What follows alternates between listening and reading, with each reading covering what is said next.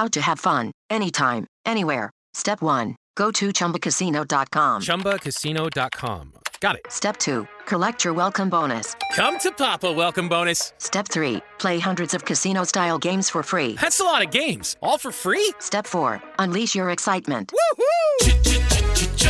Chumba Casino has been delivering thrills for over a decade. So claim your free welcome bonus now and live the Chumba life. Visit ChumbaCasino.com. VGW Group. No purchase necessary. Void where prohibited by law. See terms and conditions. 18+. If you put aside 25 cents every week for a year, what could you get at the end? A few cups of coffee, maybe? A candle? Or you could get a year of the best reporting from all over the world. Go to WashingtonPost.com/BF24 right now. You'll get a Washington Post subscription for 25 cents a week for your first year. This is a Black Friday sale, so it won't last long. WashingtonPost.com/BF24. It's beginning to sound a lot like the holidays. The Roku Channel, your home for free and premium TV, is giving you access to holiday music and genre-based stations from iHeart, all for free. Find the soundtrack of the season with channels like iHeart Christmas and North Pole Radio. The Roku Channel is available on all Roku devices, web, Amazon Fire TV, Google TV, Samsung TVs, and the Roku mobile app on iOS and Android devices. So stream what you love and turn up the cheer with iHeartRadio on the Roku Channel. Happy streaming!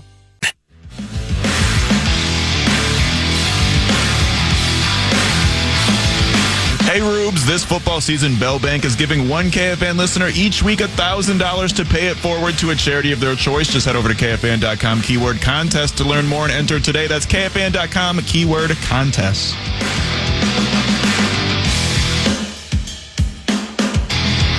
All right, welcome back to the Power Trip Morning Show. I'm Corey Cove. That's Sauce. There's Max Fuller. There's Ben Lieber. Every Thursday on the Power Trip Morning Show during the football season, we get to connect with the NFL Network's Tom Pelissero, thanks to our friends at Bell Bank. Good morning, Tom. How are you?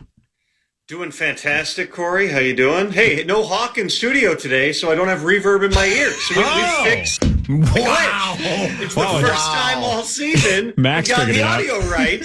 Sorry, Hawk. Shout out to Max. Way to nail it, Max. No reverb. That's the best. All right, Tom, thanks to Bell Bank. Here we go. I got some random questions before we get into Vikings and Bears. Sure. This is for you and Benjamin, because Ben, you were teammates with a couple of these fellas. Pro Football semifinalists announced for the Hall of Fame.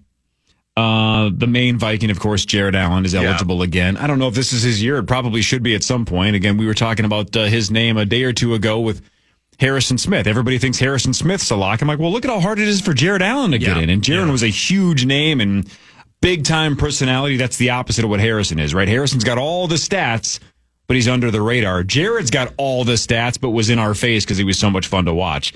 Do you like Jared Allen's chances this year, Tom? You know, it's always hard because of the way that votes get split. There's certain positions that are more difficult than others. I'm biased on Jared just because I was there, covering the team on a daily basis for several years that he was part of the team. And, I don't remember a whole lot of pass rushers with a more dominant stretch. Yeah, prime J.J. Watt when he was, the repeat defensive player of the year.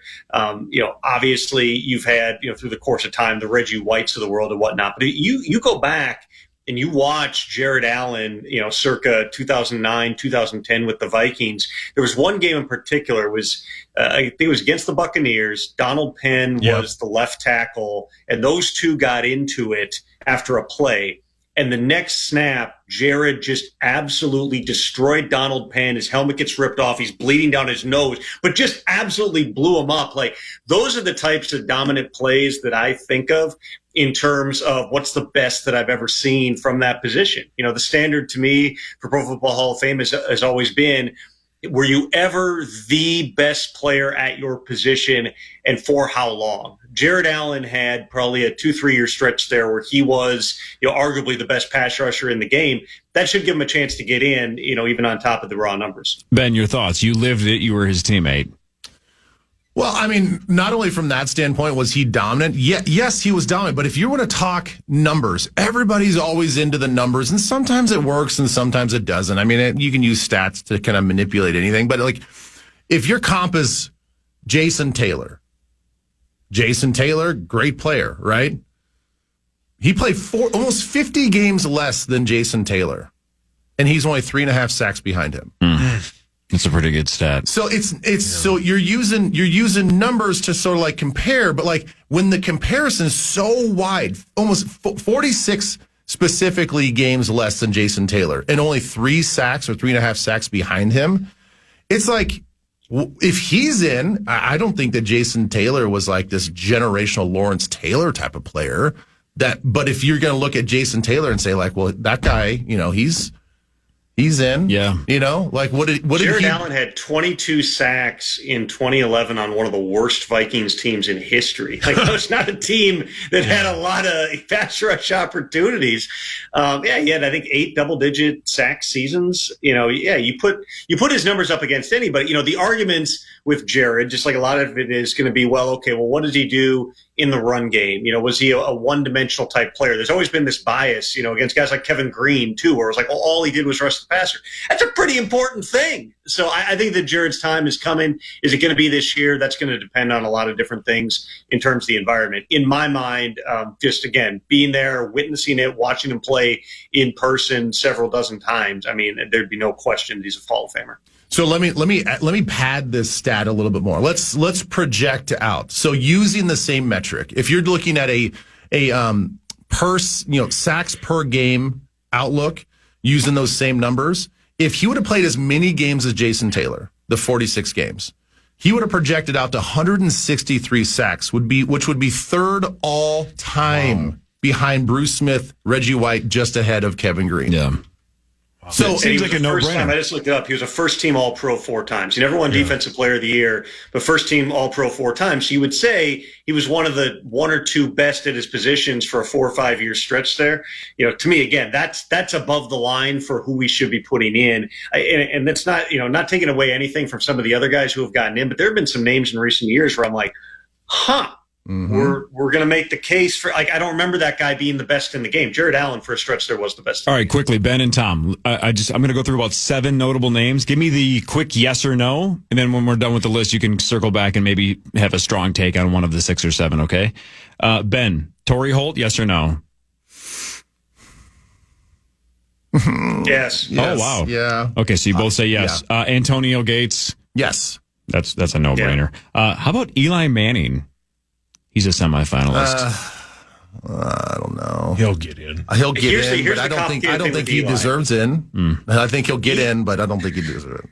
Go ahead. Eli was a borderline top 10 quarterback for the bulk of his career. Top 10, borderline. He was like a Kirk Cousins style producer. Kirk probably had better numbers through his career. Eli Manning never won a playoff game except for the 8 playoff games he won in 2 Super Bowl runs. It's one of the most difficult calculus that you can have, where it's like, we all remember, I mean, those are the biggest moments, right? That's what we expect from the Hall of Fame caliber players is, they rise in those big moments, and they had 2 remarkable runs, but they never, in all those other years from, what was it, 2004 through 2020-ish, somewhere around there, 2021, or 2019, whatever it was when Daniel Jones, they ended up coming in, to only make the, win playoff games twice. Like there's nobody else with a resume like that. I think he's a Hall of Famer just because 2 Super Bowls for a starting quarterback generally gets you in the Hall of Fame. But it's a really unique argument because he didn't have the numbers. He didn't have the perpetual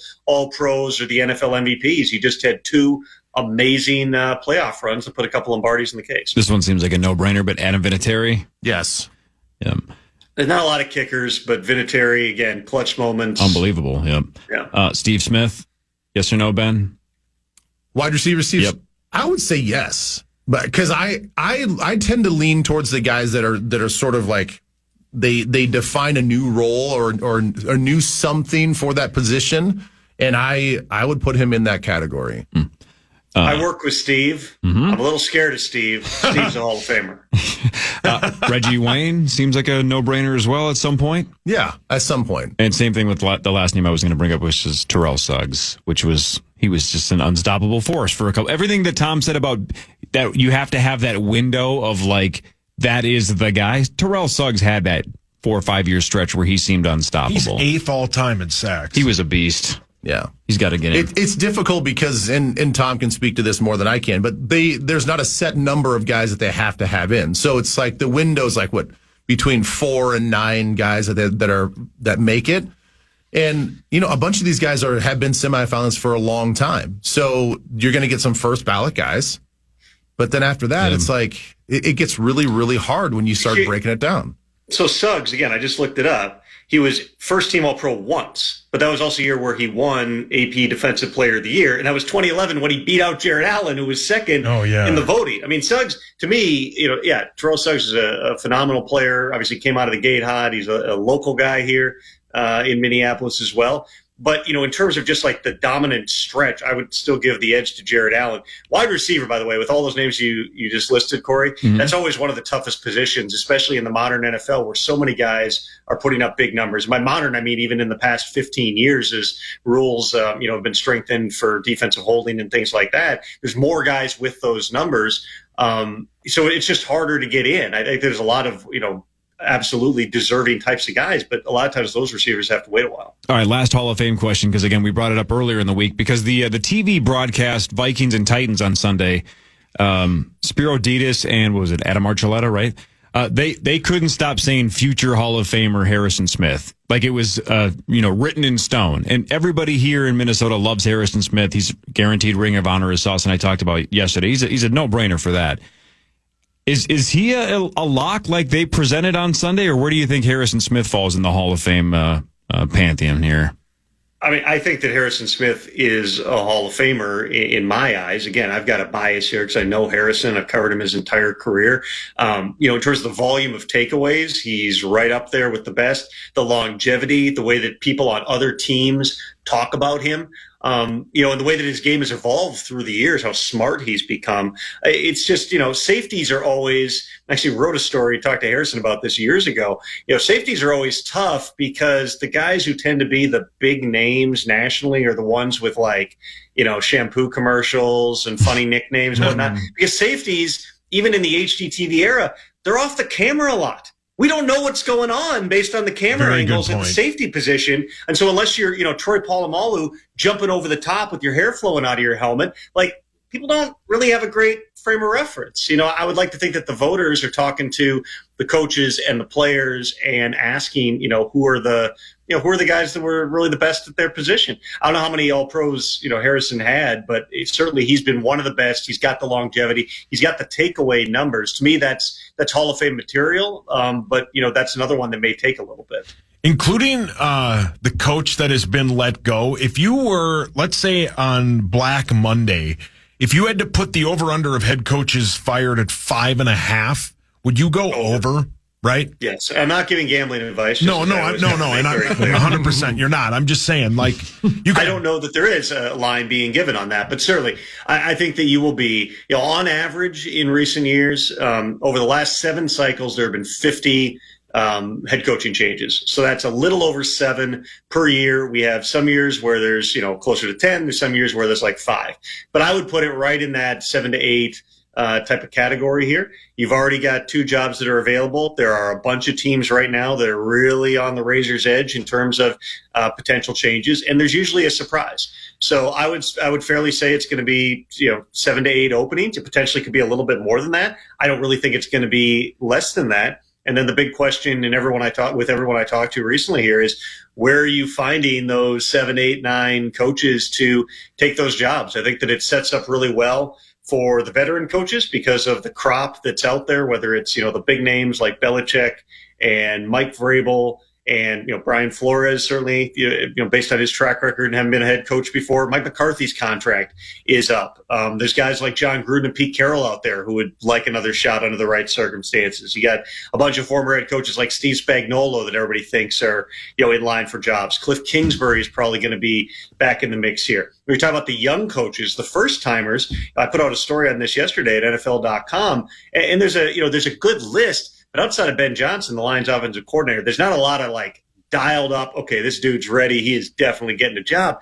I don't really, see that. I think there's a lot of talented young coaches, particularly on offense, but they're all a projection because all of them are 1 or 2 year type of coordinators here. So I think it's going to be a fascinating cycle upcoming. You could have, 2-3 names that kind of come out of nowhere. You could have an unorthodox type of hire, maybe somebody going to the college level, pursuing somebody like Notre Dame's Marcus Freeman. There's a lot of moving parts in this cycle. And for, those couple of teams that have a jump start on it with the Jets and the Saints, they're already surveying this landscape here. The big dominoes, though, are going to be those big names. It's going to be Belichick. It's going to be Vrabel. And I'm not saying both those guys or even either of those guys ends up coaching in 2025, but certainly they're the biggest names. That's going to dictate a lot of where this entire cycle goes. Now to roll into the Vikings-Bears talk, could this be Eberflus's last game as head coach? I don't really anticipate it. Kevin Warren is a longtime Vikings executive who now is the president of the Bears. He is very methodical. He wants to take in all the information, speak with everybody possible, and then come to conclusions. I was not surprised when they made the change at offensive coordinator, even though there was a real chance, even the morning that they woke up, that Shane Waldron was still going to be there. Eberflus felt like he needed to make a change at that point. Thomas Brown came in. They lost that game on the blocked field goal last week, but just in terms of the numbers, they had almost 400 yards. Caleb Williams was like 23 of 31 passing. It looked like progress here. They still got the rest of their division slate ahead of them. Would have been great to get that game last week. We'd feel different about it. But think about this, for all the talk and everything's framed as, when is Eberflus getting fired? They're literally a Hail Mary and a blocked field goal away from being 6-4 and being on the inside of the NFC playoff picture. Other coaches don't like facing Matt Eberflus's defenses because they do test you, because they play so hard and physical and disciplined. It's just been the offense that's really been up and down through the course of the season. So I think that this is a tough matchup for the Vikings, who offensively have not been quite as explosive in recent weeks as they were early in the season. Absolutely, this is a game that they should win, even in a hostile environment. But don't sleep on the Bears just yet. There's still the pieces there. They've got the talent where they can potentially put together a run, but they got to get this one against Minnesota. I couldn't agree with you more. I mean, watching the last couple of games back for the Bears, the thing that really stuck out was Caleb looked so much more decisive. Things did look a little simpler, although I don't know any of the schematic stuff. And he rushed for 70 yards, which is the most that he's rushed for all season long. So they are intentional about him using his legs because he is very athletic when he's in space. I do want to take it back, though, and talk about Brian Flores and the head coaching situation. Can the Vikings, are there any other things that you can do from a promotion standpoint, a title standpoint, quote unquote, a power standpoint that you can do with some of these coaches to keep them around that they haven't already done yet with Brian Flores? Because I certainly personally don't want him to leave. Obviously, I think that he's been great for this organization and for this defense, and for him to have such a strong hand in bringing in a lot of these free agent type players. But are they sort of maxed out on what they can do to keep him here? Well, there's nothing they can do, to prevent him from taking a head coaching job. There's always, new contracts, more money, other, adjusted titles to, associate head coach, assistant head coach, whatever it might be. But, if Brian Flores gets the opportunity, he can leave, and he's made no bones about the fact that he wants to be a head coach in the NFL again. There are obviously unique circumstances to this. He's got an active lawsuit against the NFL and several of the owners. There are certain things that he's going to have to overcome in terms of the way that people felt he treated them in Miami. Certainly Tua Tagovailoa's comments are another thing that Flores is going to have to answer for.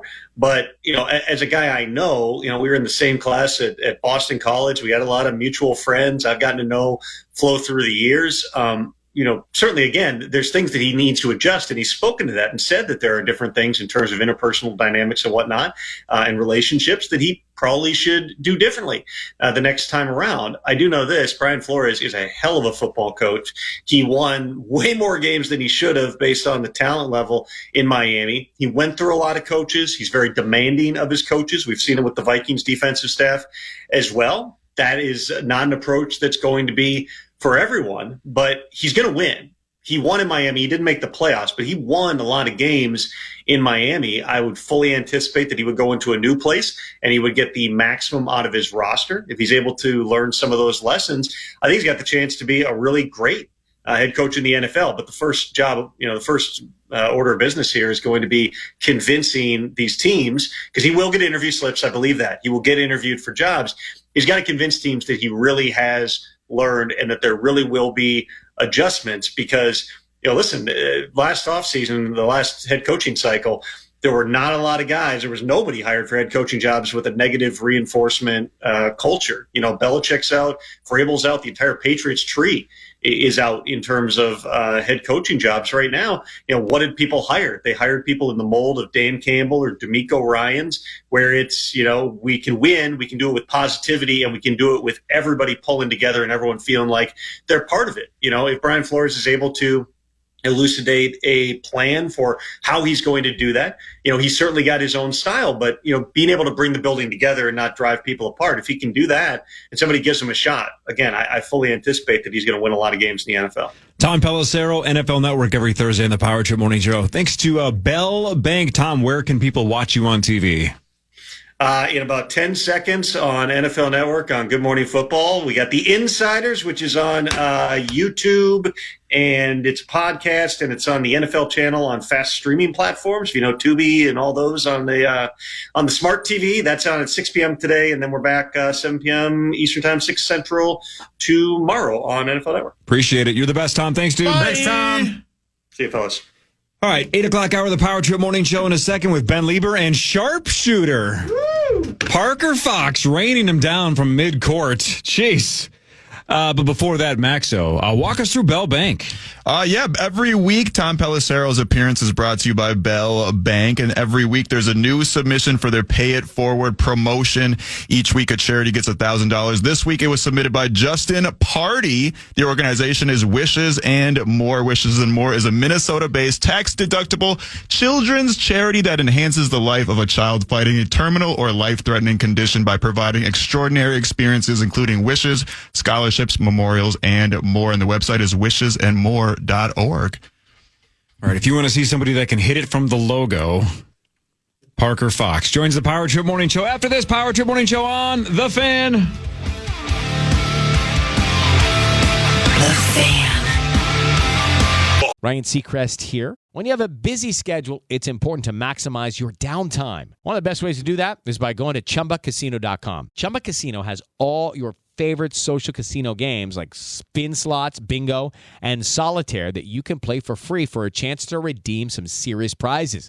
So hop on to ChumbaCasino.com now and live the Chumba life. Sponsored by Chumba Casino. No purchase necessary. VGW Group. Void where prohibited by law. 18 plus terms and conditions apply.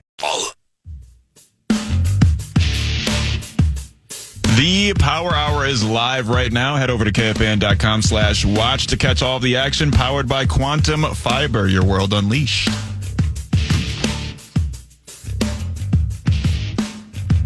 All right, 8 o'clock hour of the Power Trip Morning Show. I'm Corey, that's Paul, that's Max, that's Ben. And there's Parker Fox, who drills threes and dunks, and I thought you were going to die when you went neo on it there and went parallel to the ground when you dunked against Cleveland State, but you're okay. You survived it. I'm alive, yeah, barely, but yeah, kind of got the wrist a little bit. I think I literally was parallel to the ground at the one point, and like my feet were above my head, so that was kind of scary. It's like, I mean, Sauce knows there's two things when you dunk. You either dunk Hell yeah. and you don't grab the rim, or you grab the rim and you swing. You can't go in between. No, because if cannot. you go in between, you're gonna, your feet are gonna go above your head. So Yep, that's what I tell my NBA 2K team every game. yeah. So, Parker, you drill as Grim on the call said, 30-footer, but it was super far out. Right before half, you guys were trailing Cleveland State 29-28. You launch one at the buzzer and drill it. And then do a super cool run off the court and run down the stairs, making the three, or whatever. It was like you had planned it. It was awesome. But then you tweeted, it's been 1,360 days since I made in a game a three. So that was pretty cool. Was that the actual stat? You went back and counted the days? Yeah, I did. Well, Siri. 1360. Yeah, Siri helps as well a lot. So I went to the box score the last time I hit a three, and it was like, what's the last, how many days ago was February 28th, 2021? And it was like 1,360. And I was like, damn, holy cow. Because I didn't hit one last year. Wasn't really like my thing. Didn't really, was filling a role, all that kind of stuff. And then obviously the 2 years with the ACLs. So It had been a while, so it was kind of fun to see one go in, and especially the kind of fashion that it went in for me. What a game, though. You led the team in scoring with 18 points, and like I said, right before that 3 at half, you guys were trailing. So Cleveland State was giving you a handful for a second, but you were the main reason they won on Tuesday. Yeah, it was just one of those weird, like, Tuesday low-energy games, and I think, as we see a lot of times, like, you come out and you kind of play to the level of your competition, which sucks. We talked about it, I know you guys talked about it earlier with the Wolves, but it's kind of human nature. It just happens naturally. So for us to kind of realize that at halftime and then come out in the second half and play a lot better was good for us. So was it intentional with the matchups? Because you said you're coming off the bench, which you got 31 points, or 31 minutes. Yeah. So was that just like, all right, he's feeling it, let's just keep him in there? Or was that sort of the game plan, is to bring you off the bench and get that many minutes? Yeah, I started the first couple games. Coach and I had just kind of conversation about what he wants from our team, and he just loves my energy off the bench. He loves that he can kind of go to a guy that's been around, knows the game, and can kind of keep us flowing off of the bench. And so I've kind of just accepted that role. Obviously going to play, like you play whatever role the coaches ask you to play. So that's the role I was given that day. And then obviously the matchups worked out well for me, and kind of had it going, and then, also shout out to coach, because it's like anytime a guy's playing well, you got to go with your hot hand. And I feel like if it was for me, go with me, and if it's somebody else, go with them. So it's, it was a good game for me, and obviously, we came out with the dub, which is the most important. How quickly, when you're on the court against a team like Cleveland State that you're probably not super familiar with, where you probably watched 2 seconds of film, how quickly do you realize this matchup is perfect for me? Like, this guy or that guy cannot stop me. I should have a super monster game if I do this right. Yeah, for me, it's really quick, because I kind of play the 5 or the 4, and I'm a little undersized for that. Obviously, like, I'm about 6'8", 220, but there's a lot of, 7-footers and, some like 250s, 260s. So when I kind of see a guy that physically can't stay with me laterally, because I think my speed is something that I use to my advantage, especially in our offense. We do a lot of stuff on the perimeter, so I'm not down in the low post, like, posting up very much. I'm kind of on the perimeter, so I can kind of dribble around or fake handoffs or set screens and rolls and all that kind of stuff. So I can tell pretty early what the defense is doing, and then therefore it's an advantage for me if I can kind of dissect that. And then defensively, my biggest weakness is probably guarding big guys in the post. So anytime I can try to get away from that matchup is good for me. So it's kind of twofold there. I mean, how do you? That's an interesting thing that you bring up. How do you prepare for a guy that is a 7-footer or 7 foot plus? If you don't have that practice type guy on your roster, I mean, you physically can't practice against that in the 2 days leading up to a game. Yeah, that's a huge bitch. It's really hard, especially when you're playing against like a Zach Edey last year, where he's 7'4". It's impossible to really mimic because we don't have that. But at the same time, it's like you just got to hopefully, hope that you can box them out. One, because obviously they're huge, they got longer arms than you, they're taller than you, and then 2, you got to take advantage of where you can. If they're 7 foot, they're probably not going to be moving vertically as well and horizontally. So you got to be able to make those quick, sneaky, fast plays, and that's something that I have to my advantage. But I'm going to guess that since you've done this a lot, that you may say that in general, because I've certainly been there when I've been playing. I'm like watching film, like, oh, this guy, I feel like I've got an advantage physically, or this guy, he doesn't look that fast. And then you actually face him face to face. And you're like, oh, snap. Like, this guy's actually way faster than I thought. Like, there's something deceptive about film sometimes that you're like, oh yeah, Zach Edey, he looks like just like a kind of a bumbling, clumsy guy. Like, no big deal. And then you face him, you're like, oh, geez, he's like way quicker than I thought. Yeah, like, and especially at this level, too, when guys can shoot at that height. Like a Khalil Ware last year from Indiana, who's playing with Miami Heat now. He was a 7-footer that stretched it out and like pick and pop. So I'm hedging on ball screens, and they pass it back to him, and he's hitting threes. It's like, what am I supposed to do here? Because he's dominating me in the paint. And he's hitting threes with the outside. Like, I can't do anything about it. So, yeah, it's tough, man. And I think, especially in the Big Ten, where this is like, we feed guys in the NBA in the Big Ten. So it's every single night, it's a battle for me. And I'm always undersized, but I have to try to find a way to do something. Obviously, use my feet. I have good feet, so try to get around ball screens and try to get around post ups. But yeah, it's never easy. It's always a grind. So Parker, up next, Central Michigan Chippewas on Monday. Yeah, the Chippewas on Monday before we head to Orlando for our Thanksgiving tournament. So don't know much about them yet. Probably start some film work here pretty soon. But can come watch Rosie. Yeah, Rosie, you can watch. Yeah, why not? I would love to have you in the barn, Rosie. Yeah. But yeah, they're a decent team. They took Marquette, who's a top 15 team, to a 5-point game a couple weeks ago. So it's definitely going to be a battle. Right on. All right, let's do Fan 5. Let's get to some things that we have not discussed yet, at least not in depth, shall we? Yeah, man. It's time for Fan 5, brought to you by Builders and Remodelers. Hey, thanks, Builders and Remodelers. Let's start with this, Benjamin. Okay. The Vikings are at the Bears Sunday at noon right here on the Fan. The Vikings are 8-2. The Bears are 4-6. Like we mentioned earlier, the Bears have lost 4 straight games. They lost on the Commanders' Hail Mary. Then they lost to the Cardinals. They lost to the Patriots. And then they just lost to the Packers on a blocked field goal. For the season, Caleb Williams, 9 touchdowns, 5 interceptions, but neither of those in the last 4 games. How about 4 games with no interceptions and no passing touchdowns? Just zeros. Not good. And how about this? His 4 games and those 4 losses, here are his passing yards, Ben. 131, 217, 120, and 231. Who's the 120 against? I think that was the Patriots. That's bad. So Chicago, 5th worst in the NFL in offensive yards a game, and the Vikings have the 4th best scoring defense, giving up just 17 points a game. Now, their defense is pretty solid as well. Yeah. They're 7th in scoring defense. Vikings lead the NFL in interceptions with 16. Byron Murphy leads the way with 4. But you have a quarterback who's struggling, right? They just fired the offensive coordinator. They've lost 4 straight. He can't throw for any touchdowns. You have a team that leads the NFL in interceptions, A+ with scoring defense again, 4th best. On paper, this looks like another nightmare for Caleb Williams because there's no doubt with Flores in the defense, you got to put them in that conversation as the best of the last 5 that they've seen, and they struggled against the last 4. This should be let's rip his heart out of his chest and say, you can't do this.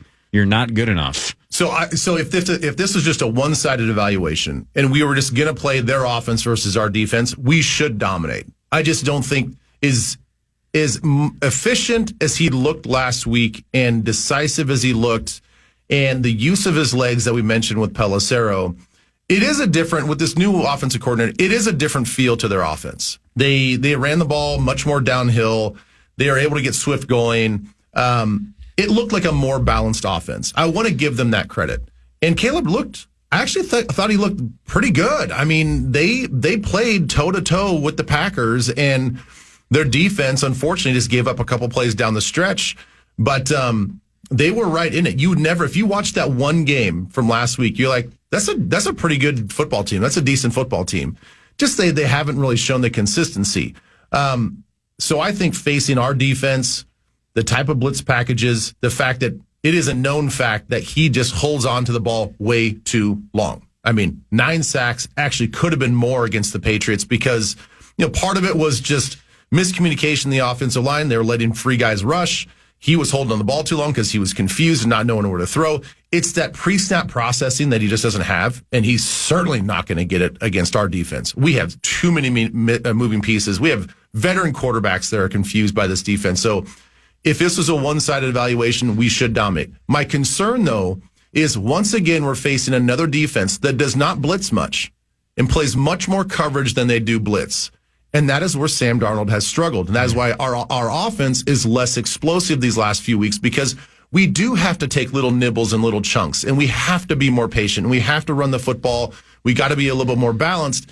And this is a Bears front that you watch them, pretty standard 4-man front. They'll blitz on 3rd down when needed. But they've got some young guys up front that really get after the quarterback. And that does bother me that we may not score as many points as we think that we're going to score. And the game ends up being closer, albeit we win the game. We've seen, Ben, a lot from them that as you were talking about with the offensive line and how bad that it has been. When you give up 9 sacks to the Patriots who aren't very good, that's not a good sign. How much does a new offensive coordinator maybe help on offensive line? Well, a ton, and it sounds like they may be getting some guys back from being injured on the offensive line, Tevin Jenkins being maybe the key piece of that. But like I was saying, the offense just looked like it was much more in sync. It looked like they weren't moving as much pre-snap, moving guys around as much pre-snap. It was just like, all right, line up and just let our guys play the game of football. And it seemed like Caleb really thrived in that situation. So I do think the offensive coordinator helps out a ton with the play calling. Obviously, you look at the sack and the pressure numbers from the Patriots game to the Packers game, and everybody would agree the Packers defense is just better than the Patriots.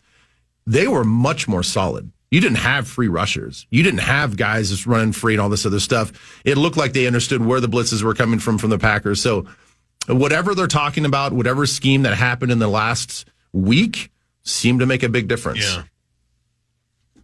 Yeah. Major League Baseball Commissioner Rob Manfred was responding to some questions because there are some people that are starting to doubt whether the A's will ever end up in Las Vegas because it's not going as quickly as everybody would assume that it was going.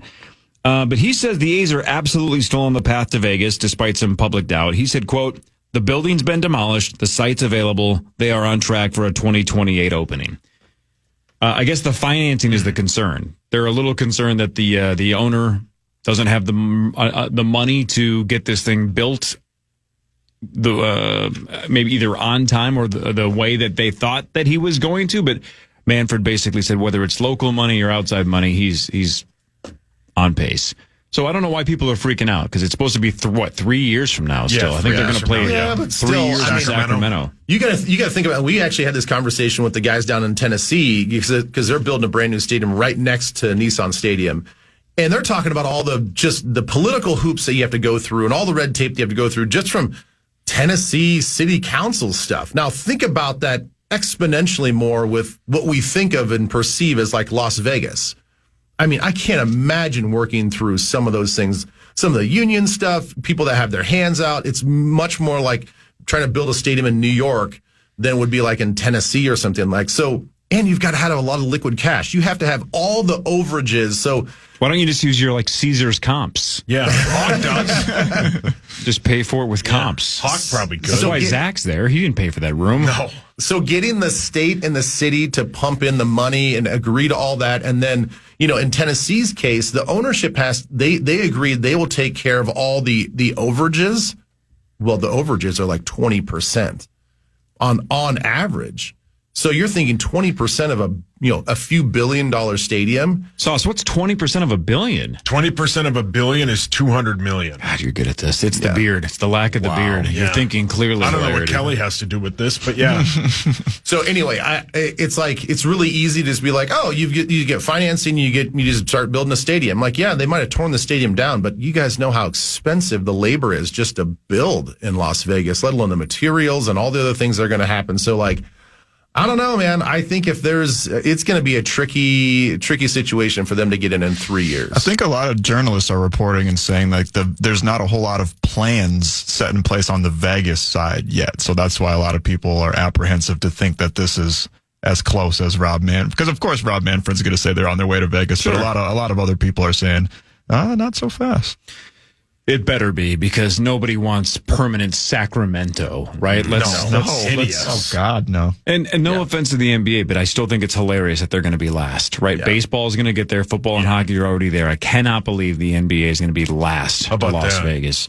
All right, let's do headlines when we come back. More with Parker Fox, more with Ben Lieber for like the next 20 minutes or so. This is the Power Trip Morning Show on The Fan. The Fan. It can get lonely climbing Mount McKinley, so to entertain myself, I go to ChumbaCasino.com. At Chumba Casino, I can play hundreds of online casino-style games for free, like online slots, bingo, Slingo, and more. Plus, I get a daily login bonus. It's just too bad that up here, I don't have anyone to share my excitement with. Woohoo! Woohoo! Live the Chumba life. Anytime, anywhere. Play for free now at ChumbaCasino.com. VGW Group. No purchase necessary. Void where prohibited by law. See terms and conditions. 18+.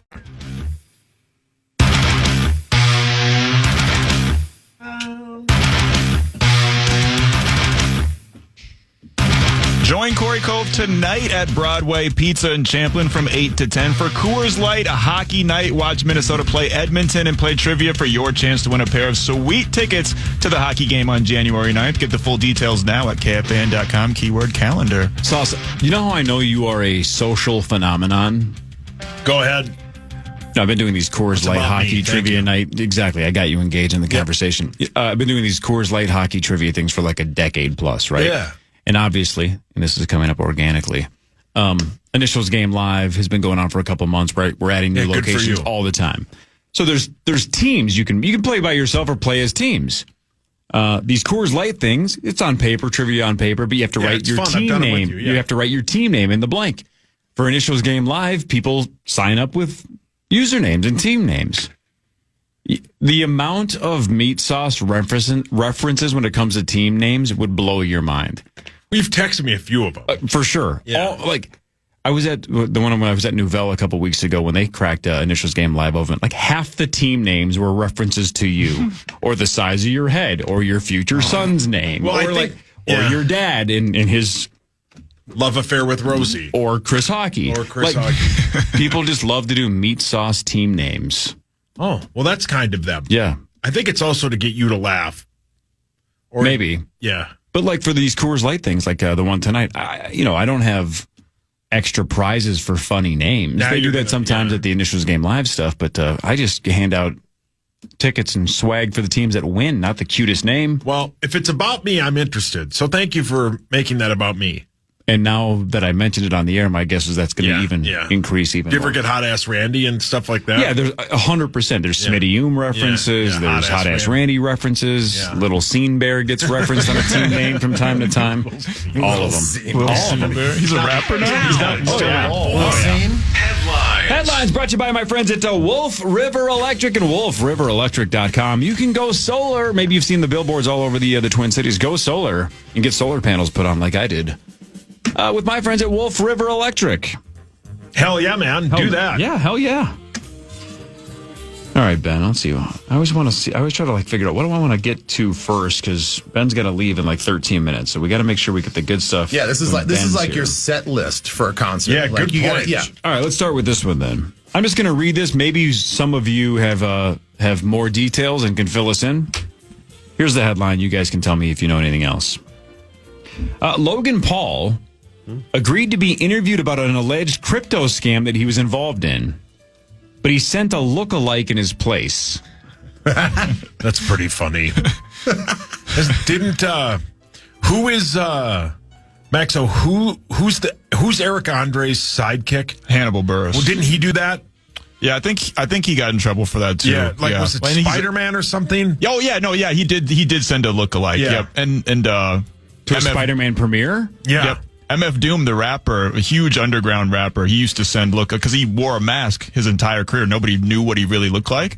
So he would send imposters to his concerts all the time. Genius. Yeah, that's genius. In this situation, you're meeting with federal authorities. Yeah, probably not smart. Right. According to this headline, I'm not sure who he interviewed with, but sure, Logan Paul agreed to be interviewed about an alleged crypto scam he was involved in, but sent a look-alike in his place. Well, even if it's just an interview, how stupid is that? Right. Like, you don't want to incriminate yourself. You don't want this guy to go in there and not just look like you, but answer questions about a possible investigation to get you in trouble. Totally. What a Dumas. Parker, did you watch the fight, Jake Paul and Tyson last Friday? You did? Yeah, we talked about it a little Monday with PA, but yeah. It was, and? You hated it too? I don't know. For me, it was just I love all the antics that come with the fight, so it was still fun, but I wish it would have been more competitive, that's for sure. I will say this about the Paul brothers.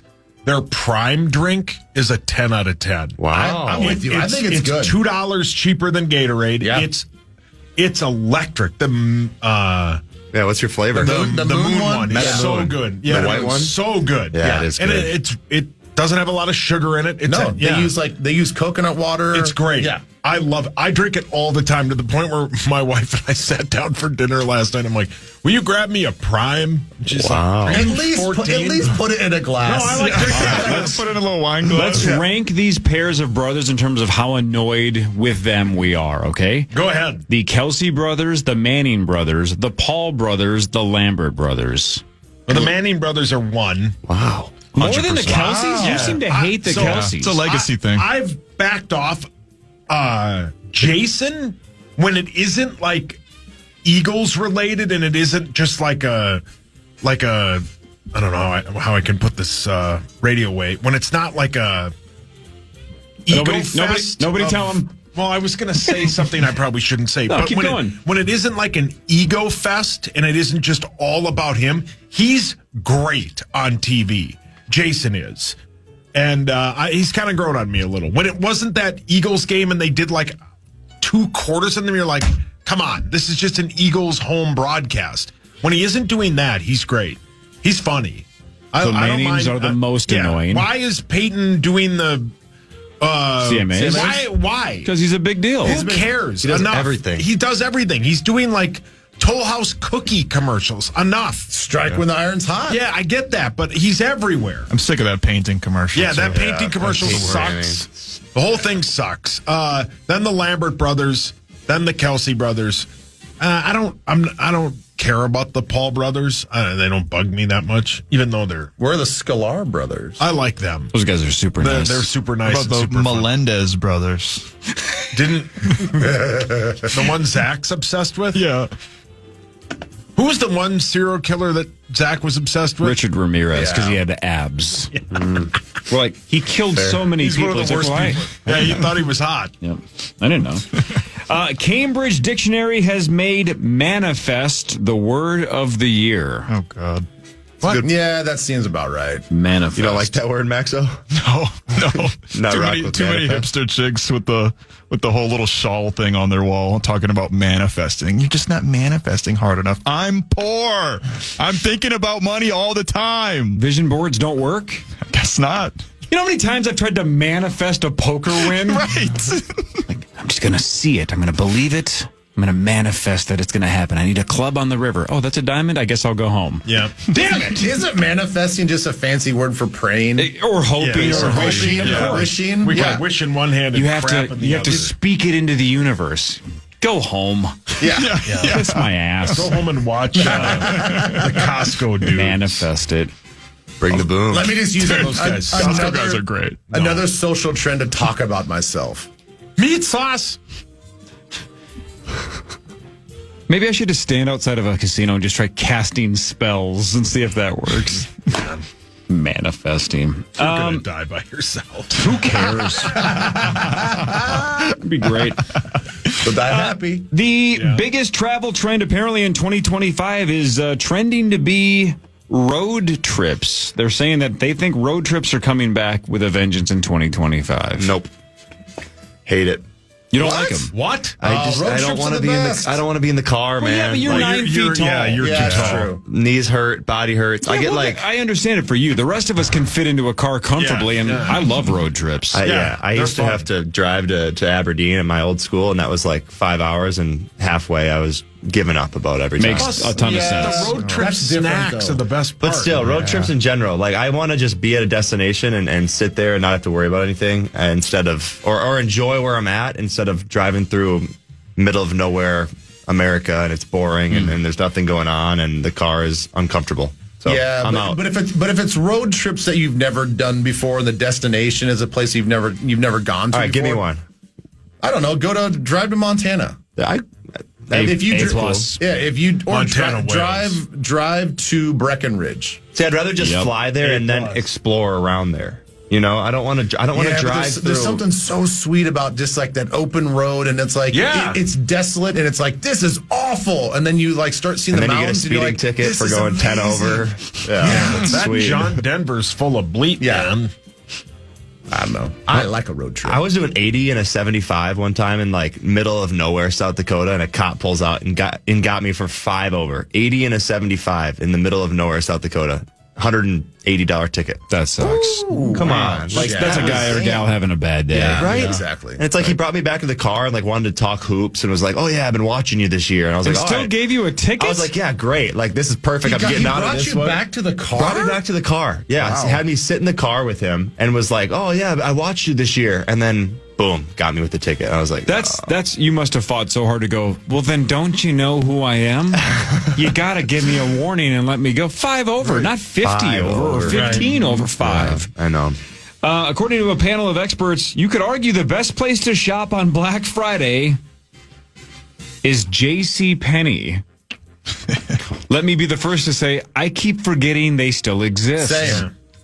This has got some good stuff. Where are the J.C. Penney's in the Twin Cities? It still exists. Isn't there one in Ridgedale? I don't think so. I think so. I'm asking you. I truly don't know. My grandma worked there. Yeah, she There's did. one in White Bear Lake. Well, didn't they do a whole rebrand like 5 years ago? You're thinking of how the fact that the Lamberts call it Jacques Penier. No, my dad calls it that. That's an informal rebranding. Yeah, my dad calls it Jacques Penier. He does. I know. Yeah, Minnetonka. Hold on. Roseville, Burnsville. Man. Eau Claire. There's one in Eau Claire. That does not surprise me. Eau Claire's sweet. Yeah, but I'm just saying Eau Claire, Wisconsin stuck like 20 years in the past. So my guess is Jacques Penier is thriving in Eau Claire, Wisconsin. You are probably correct. Thriving. Yeah. Lying out the door for Black Friday. Getting some FUBU jeans from JCPenney's back in the day. Oh, sounds right. Yeah, they used to be the best. Hidden Valley Ranch is apparently going to be selling holiday cards with to-go packets of ranch inside every card. Now, that's a card I wouldn't throw away. That's a great idea. A phenomenal idea. Yeah. There's always a time in your life when you're like, the bottle of ranch in the fridge is low and you need that spare bottle of ranch. Sauce knows. Yeah, ranch whales. $18 for an eight card pack. That's not bad. Yeah, we could do that. It's better than like standing there and taking a photo with your family. I don't care about what your family looks like. I want some ranch. Or just dabbing some ranch in a random Christmas card without the pack. Wouldn't that be sweet? It's like you get all these Christmas cards. It's like, oh, son here, dog there. Ranch. Yeah, take that. Ben, we'll lead this one with you. ESPN's Adam Schefter just admitted that he once broke a story right after getting it on. How about that? He said right after. I'm actually surprised that doesn't happen more often. I'm surprised he's had sex. Brilliant. But you know, like, brilliant. That's one of those faces where you're like, I don't want to. Like, I'm not saying he's ugly. He's just got one of those faces where I'm like, I don't want to picture what that would look like. I don't want to see that. I don't know what it is about him. That's super mean. You don't want to picture him on top of you, nose to nose, breathing on you? I don't know why it has to be me. I meant with his lovely wife. I'm surprised. You don't want to picture that? No, but like, I don't know. There's if you're like I'm looking at ESPN right now, and he's one of the 5 on the panel. If you're like, hey, Dan Orlovsky gets it on, I'd be like, okay, that makes sense. I could see. And we're about to get a text from Tommy. There's just something about Adam Schefter. I don't want to even know that he does it. You know what I'm saying? It's weird. Anybody have any idea what I'm saying? Yeah, I know. There's just some people you don't even want to imagine that that's part of their universe. For whatever reason, I just want him to be broadcasting or breaking news 24 hours a day. The fact that he's human and has those kind of urges terrifies me to the bone. So it's like you put him in the same category as your dad. Like, Dad, I know you did it. I just can't think about it. You even doing that? Yeah, that's That's kind of the same column. Maybe not the disgusting, gross factor of that. Yeah. I'm thankful my dad did it at least once. Otherwise, I wouldn't be here.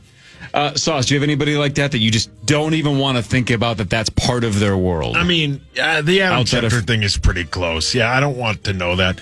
And this doesn't have to do with anything. This doesn't have to do with like his ability or who he is as a person or having sex or not having sex.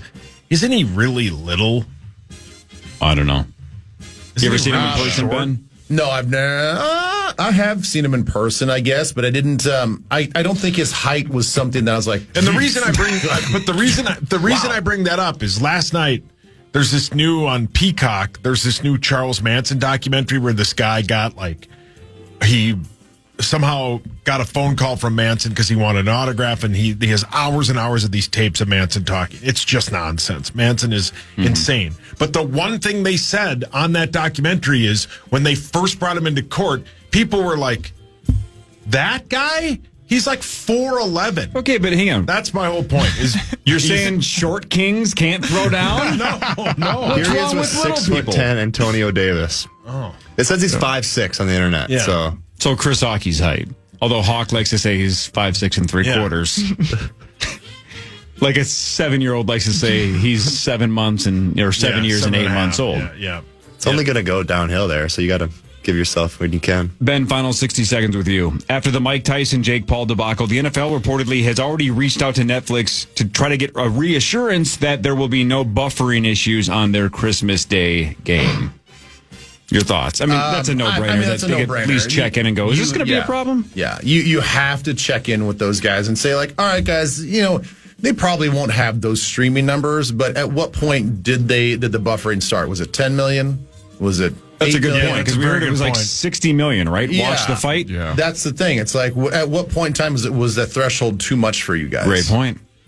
So you have to do your even if it's half that. Can you handle 30 million? I don't think it'll be 30 I don't think million. it'll be 30 If it's 15 or 20, though, can you handle that? Right. I would hope they say yes, but we'll see. Of course, Netflix is going to say, "Oh no, we're fine. We got it." Yeah, they might be scrambling like they might be like a duck on water, their feet just paddling 1,000 miles an hour. You're like, nope, it's all calm. Cool. Ducks are cool. I like ducks. Cool. 3 to 4:30 today, Twin Cities Live, Channel 5. Sorry. Tom West, boy, oh boy, he just texted me something about Adam Schefter that, boy, I'm literally, you made me chuckle and laugh out loud, so good for you. Can you share with the class before you leave? Oh, before off air. Well, can you just show me right now? We won't say it on the air. Let me see. Yeah, I want to see. No, I want to see too. Just turn the music, keep the music up, and we'll turn the mics down. Yeah. Yeah, I mean. Yeah, that's good. Yeah. I love Tom West. Let me see, Ben. I'll come over and show you. All right. Love you guys. All right, see you, Ben. I'll see you Monday after another Vikes win, yeah. Hell yeah, man. Love it. See ya. Bye, Love Ben. you. Sauce, you just mentioned Charles Manson. Yeah. Your buddy Chuck. See murder. See murder. I've never known how to pronounce this guy's last name. I think, wasn't this the guy from Sons of Anarchy? Is it Charlie Hunnam or Hunnam? How do you say his last name? I think it's Hunnam. Is he the one who's Hunnam? going to be Ed Gein? Yeah, he's going to be serial killer Ed Gein in season 3 of the Netflix series Monster, and apparently a trailer is out. So I've never known how to say. Yeah, I don't know how to say his last name. That. Ed Gein. Yeah, that'll be interesting because Ed Gein, he was real weird. Obviously, was he the one that just cut off skin and turned him into lampshades? Yeah, and he would like dig up graves and all that. That was like his bit. What a weirdo! Yeah, he was. I can't wait. That'll be great. Yeah. You know, you're not supposed to ask questions you know the answer to when you interview somebody. Yeah. What state is he from? Wisconsin. What? Yep, Wisconsin. No way. That can't be right. Jeff Dahmer's from Wisconsin. Right. Is that the one Zach thought was attractive? No, that's Richard Ramirez. Oh. Where's he from? California. He probably stopped through Toma at some point. Yeah, probably. You have to. Speaking of documentaries and docuseries, Peacock has made a docuseries about Girls Gone Wild and their founder, Joe Francis. Sweet. Peacock has. I'm in. We had Max at Girls Gone Wild. That guy. I stopped paying attention after that. That guy sucks. That got real weird. Man, do you remember what? Really I'm trying to think of the window. Was it early 2000s where basically when whatever station you were watching, quote, went off the air, it would just be a 30-minute Girls Gone Wild infomercial. Yep. Yeah, and like Comedy Central especially. Exactly. Yeah, Just Comedy Central, MTV probably. Those kind of stations. Right. It would just be Girls Gone Wild, and they would show you so much of the lead up until the point where the gal ends up getting naked. And obviously they blurred a lot of stuff out too, but just these weird kind of casting couch, super awkward, back of a truck or back of a van or an RV kind of situation. You're like, this feels low budget, uncomfortable. Yeah, it was. Yeah, he was everywhere. They were partying everywhere. He must have been. I can't imagine the money he was making. It must have been epic. I think. Hold on. You're right, Cord. They were like 30 minutes, though. It wasn't like a quick commercial. No, like, it was like full infomercial. No, right. They would. Yeah, it was a full infomercial. No doubt. I think I sat through a couple. Well, yeah, sure. Yeah. Young Max didn't have the internet. Right. I got an imagination. Good for you. I think he's like hiding somewhere. Oh, really? Like he can't be. Is it extradited? Is that how you say it? I think. Yeah, it's something like that. He's hiding somewhere because there was a documentary. I think it was maybe Hulu on him, and yeah, he's got all kinds of these charges from like everything you could think of that goes with that line of work. Yeah, and I think he's hiding in it might be Mexico or something. Yeah. On Black Friday, the Power Trip Morning Show is going to be at Mall of America from 7 to 9 with giant prizes involved, trips and stuff. It's going to be awesome. Hell yeah. That's a week from tomorrow. But Here's free advertising for them, but I wanted your opinion on this. Kraft is putting out a limited edition everything bagel version of their classic mac and cheese. It's available starting on Black Friday. That's like all the rage now. Everything bagel? Yeah. Everything. Anybody here into everything that? bagel They're good, seasoning. Yeah, I do is the a rage. avocado toast with this seasoning on top. It's good. Yeah, that's like the one thing my wife craved when she first got pregnant was everything bagels, and she just loves them. I'm not. I just like plain, but yeah. I'm not like die-hard mac and cheese. The seasoning is. Sure. Mac and cheese is good. Mac and cheese off the floor would be good. Yeah, I'm sure you just make some normal mac and cheese and put the seasoning on top. It's good too. Yeah, same thing. Love that we're doing this hand motion too. Tommy's running back. Yeah, Tommy hasn't texted any of us. It's going to be available on Walmart.com for a suggested price of $1.58. Perfect. That's pretty good. Yeah. Pre-sale apparently starts Monday, but then you can get them on Black Friday. Pre-sale? I'd try it. You're going to pre-sale it. People are that into it? Got to build that buzz for things that are $1.58. Come on. What is this, the new Call of Duty? It's like Jordans. Yeah. People camping out for everything bagels. Is that good? Is the new Call of Duty good? Yeah, it's good. Everyone's raving about it. Even people that were down on it for a while. Everyone's saying that it's great that it's back. Zacho loved it so much he brought his PlayStation to Las Vegas. Good for him. There's nothing else to do there, right? Play your PlayStation. There's a trend right now on social media where people are sharing the times that they totally changed their opinion about a celebrity. The specific moment where you went from liking them to hating them or hating them to liking them. Do you have something that stands out where you're like, I know exactly the moment that I started liking blank and I used to hate him? Kanye West. It was a series of moments, but that's a very good one. I used to. There were so many times I took the sword out of the stone and defended Kanye West's honor on the internet and otherwise, and I loved him. He was my favorite rapper alive. And then there was just, right around like 2016 or so, 2014, and he just it started going way downhill, and I couldn't support him. The thing anymore. about Kanye West, and the guy that I'm about to mention is also terrible. But when Alex Jones thinks you've gone too far, you have done and said some terrible things. Seriously, wasn't he on his podcast? And Alex Jones is like, "Stop saying that." Yeah, even Alex Jones is like, "Dude, all right, calm down, man." Then you know you've got off the deep end. What about you, Cor? I feel like over the last couple of years, question. It's happening more and more as I get old. I don't know if it's just me getting older or us just being exposed to celebrities more, but I do feel like I am enjoying some people that I used to enjoy a lot less. Yeah, because their private lives aren't as private as probably want that's them a to great be. point. Yeah. I think it's so much easier to go from liking somebody and then you see some stuff on social media or things that they say in the press and then you start to dislike them and you're like, hey, that's just not my kind of person. Mm-hmm. I'm trying to think of the opposite though. I'm trying to think of somebody that I didn't like. That's what I was trying to think. And then too. they did something where I'm like, this person's way more talented than I thought, or this band is way cooler than I thought. I don't know.